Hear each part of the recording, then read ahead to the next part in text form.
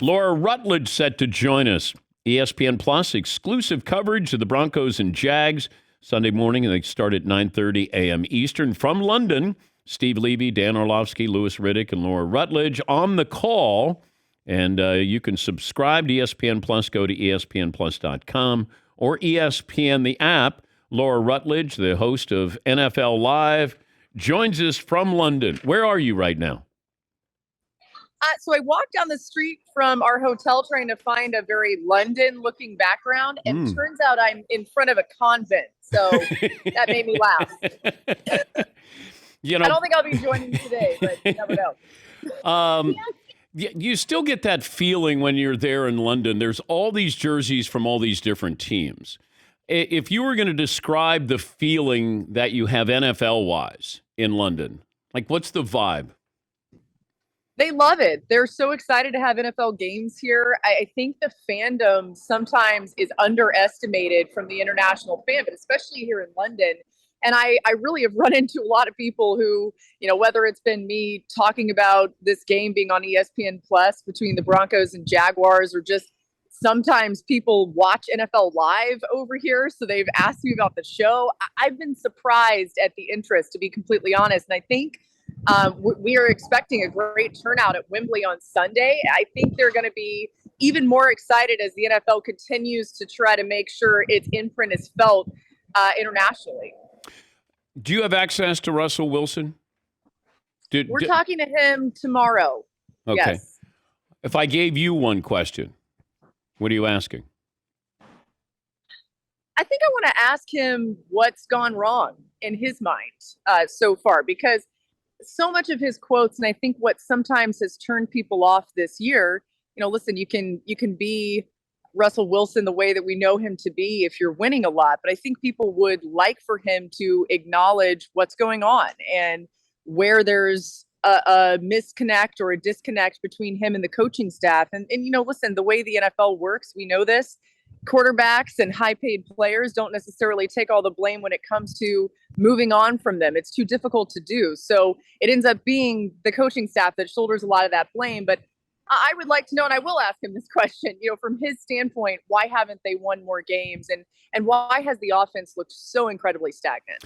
And it's difficult, as you know, that he's always Mr. Positive. It's rare when he gives you a real answer. I think when he gave me a real answer after the Super Bowl a couple of years ago, that led to, oh, my God, there's something really going on there. And everybody was surprised. Remember that. That's the frustrating part, is you're trying to get a real answer. Like, how much does this hurt that Seattle's doing well? They gave up so much to get you. And but then how much do you press him to go, I want to get a real answer out of you? I think you try, and with him, as you know, I'm not just saying this because I'm on your show.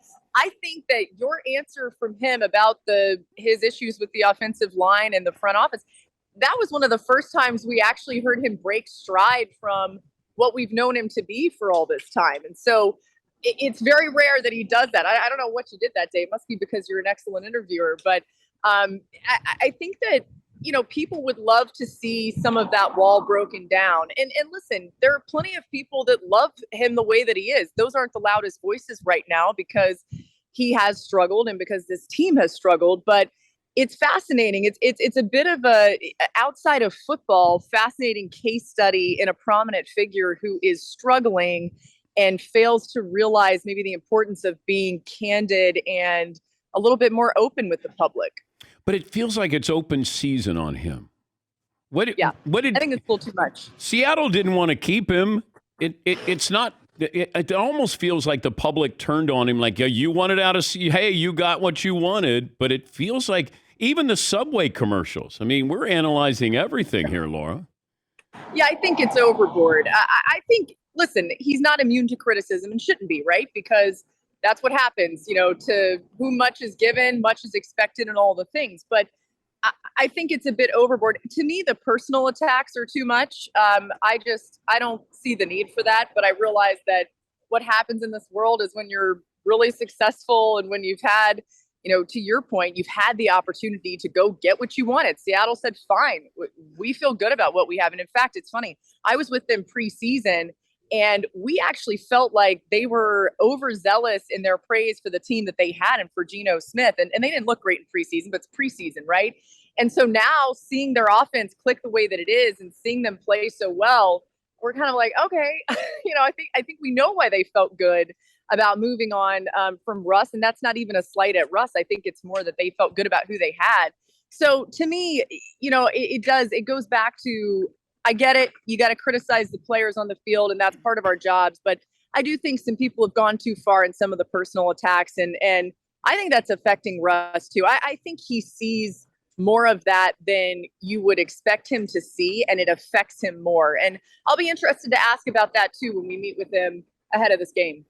Talking to Laura Rutledge, she's joining us outside of a convent. That doesn't cleanse. That doesn't cleanse any of your sins. Just letting you know, I'm you're hoping to. Could you guys help me out here? Like, wash me clean. That's not going to help you in the big picture. Just letting you know. The Broncos Jags Sunday morning, 9:30 a.m. Eastern on ESPN Plus. Steve Levy, Dan Orlovsky, Louis Riddick, Laura will be there on the call. And you can go to ESPN Plus. If I gave Tom Brady or Russell Wilson a do-over. Whew. Yeah, I think they'd take it. Right? Both of them? Do you think Brady would take a do-over and just stay retired? Yeah, don't you think he would? And he would say, let me just go ahead and commit to TV. Let me, take the personal side of it out of there. Let him just say, let me kind of step into this next chapter of life. And listen, I mean, in his defense, coming into this season, and when he thought he was coming back, he immediately calls his center. He says, let me make sure you're back. He assembles a team that he thought was going to be a team that would have great success, especially in an NFC that you looked at preseason. You said, who knows? Maybe it's the AFC that's got more of the talent and be more competitive. The NFC felt a little bit winnable, kind of still does, outside of maybe the NFC East.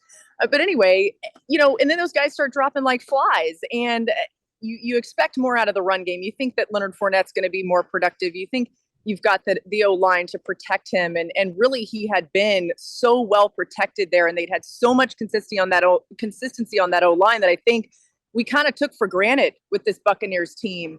And the thing that had shocked me is I thought Todd Bowles would have a better handle on being a head coach when it comes to the defense, too. I'm sure Brady thought that as well. He's looking at this defense saying, hey, this defense has been what's carried them, right? And so I would imagine, knowing what he knows now, he would say, wait a second, let me not mess around in that. And I think we saw that last night. I mean, I don't blame him. He looks completely befuddled and simultaneously incredibly frustrated by what he's enduring right now.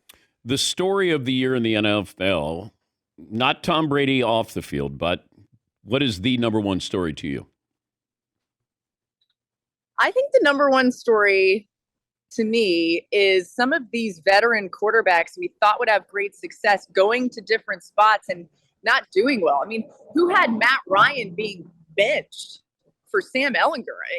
Things like that we all kind of looked around and said, wow, this movement in the offseason is crazy. And we're going to see, so many of these teams that were so close, the Colts being a great example of that, being contenders, but without a quarterback. They're just missing the quarterback. So they finally got one. So they're going to be right up there in the mix. And then they bench Matt Ryan. And, everyone's talking about Frank Reich's job security. And to me, those are things that I didn't see coming. So I would say that. And in turn, kind of the flip side of that story is some of these younger quarterbacks, these quarterbacks that are able to be dual threated. Jalen Hurts, for example, and certainly the athleticism that we see out of the Josh Allens and the Joe Burrows, and obviously the Patrick Mahomes of the world, just these wild plays, but also the ability to handle these offenses so well.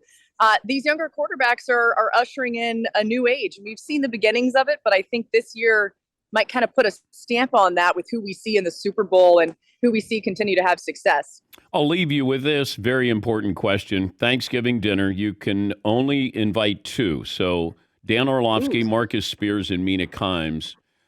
But one doesn't get invited. Oh, man, that one's tough. I'm going to leave out Dan, but it's not because I don't like Dan. Dan is like family to me, but he's so annoying with his food and his lack of taste that I really appreciate food, and I would probably be cooking Thanksgiving dinner for my friends, and so I would be frustrated by having to make such bland food to satisfy his remedial palate. I'm gonna go tell him. I'm about to see him. I'm gonna go tell him that I left him out of Thanksgiving dinner. He won't be surprised. Doesn't he put ice cubes in red wine? Oh yeah. Imagine, listen, I'm not a pretentious person, but you sit there at dinner, you think, oh, we're ordering a nice bottle of wine. You got the group there, and all of a sudden, he says, "Hey, excuse me," to the waiter, "Can I get a cup of ice?" And he proceeds to then pour it into the wine. The police are coming. Awful. 911 on that blasphemy toward wine. I think those are the bad take police. They're coming after you. Exactly. Have fun over there. Great to visit with you. Congrats on all your success. Thank you, Laura. I appreciate it. Thanks for having me. It's Laura Rutledge from the Mothership.